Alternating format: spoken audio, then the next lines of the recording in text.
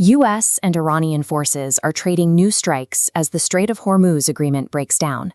The latest American bombing raids have targeted Bushehr, Chabahar, and Jask.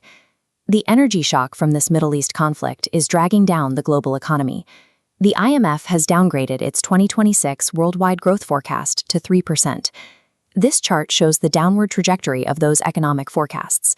While the IMF draws the line at 3%, the World Bank projects a steeper drop to 2.5%, the lowest growth rate since the COVID-19 pandemic.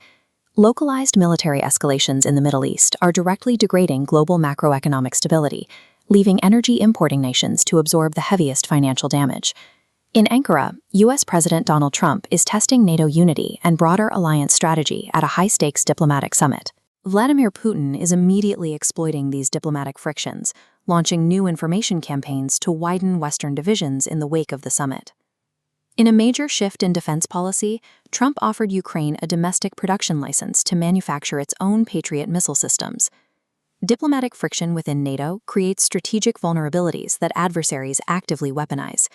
To maintain security, nations like Ukraine are being forced to build up their localized defense production. Russia is retaliating against recent Ukrainian strikes by halting all of its diesel exports, applying an immediate squeeze on global energy markets.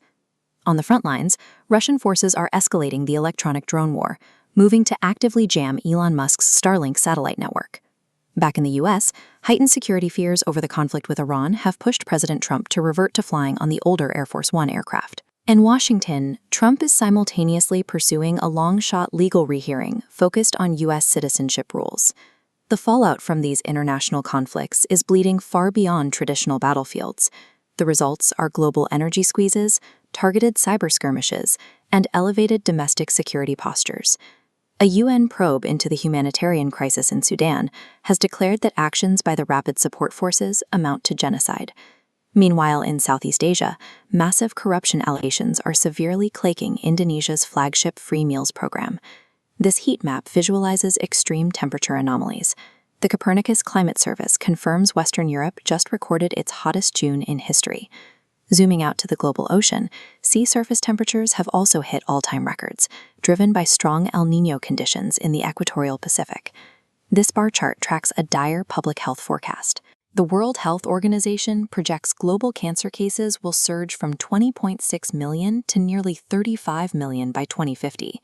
Concurrently, they approved the first diagnostic test for the Ebola Bundibugyo virus. These systemic planetary challenges in extreme climate and health threaten an immense toll on human life and infrastructure by mid-century. Looking at technological solutions, the World Economic Forum has named everything-to-grid energy storage as the top emerging tech of 2026. The forum is also highlighting commercial-scale technologies that successfully break the chemical bonds of toxic PFAS forever chemicals.